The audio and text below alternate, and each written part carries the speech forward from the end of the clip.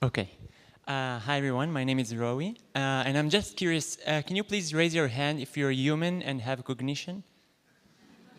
Okay, that's enough of the crowd for the next experiment. So I'm going to show you a set of dots, randomly moving dots, and some subset of them is going to be coherently moving to the left or to the right, and you just have to indicate which one it is.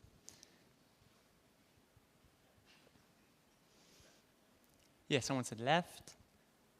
Okay, that's more than I expected. Fine. Sorry, let's skip this. So what's going on here? Why are we doing these kinds of experiments? So the idea is that in the lab, we can show some controlled stimulus to our subjects. And in response to this stimulus, they need to produce some behavior, right? Like pressing left or right. And oftentimes, we summarize this behavior in terms of summary statistics like accuracy, response times, the types of errors they make, and so on. But what you really want is to gain some mechanistic understanding of cognition or some insight into the cognitive process that maps the input stimulus to the output behavior. And this is where computational models come in. So a computational model is a way for us to formalize a very specific hypothesis about what the cognitive process is.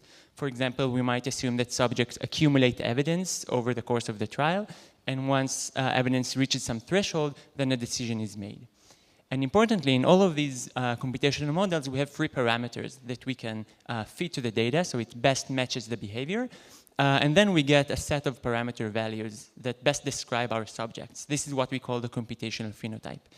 And for me, this is the most wonderful thing about computational models. Now, we can compare subjects not just based on their observed behavior, but based on the actual latent parameters that we think govern their cognition, right? Or we can try and map the computational or algorithmic level to the implementation level in the brain.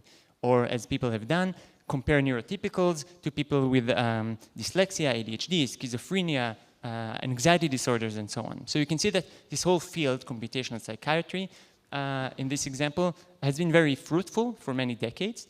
But it turns out that there's a big problem with this whole approach. And the problem is that the parameters we get are often very, very unreliable. Or in some cases, we don't even know the reliability because it's been so poorly studied. And in fact, a recent review paper from Carvelis and colleagues on computational psychiatry noted that parameter reliability is the most fundamental problem that the field should address now. And this is terrible news for us, right? Because we want to understand something about cognition, about disorders, but the very basic property of parameter reliability seems to be at risk here. And why is that? So imagine we have a subject that performs the same task week after week for 3 months, and we keep track of one of these parameters. Obviously, we're going to see some changes, right, in the parameter values.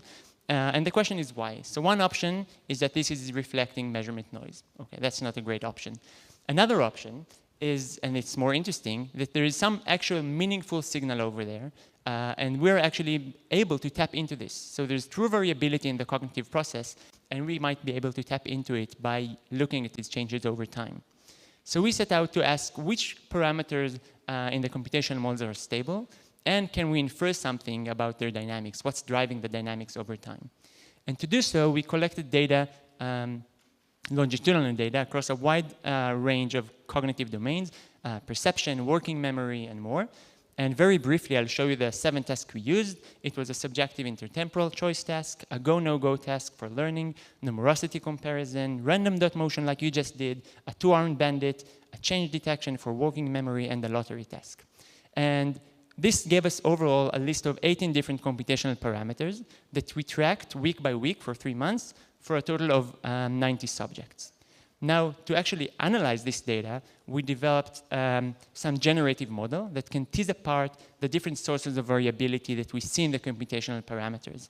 And specifically, we used sources of random noise, the practice effects that you might expect to see over 3 months, and state effects. In this case, for us, it was mood changes that subjects gave us, and we could try and tie to specific computational parameters.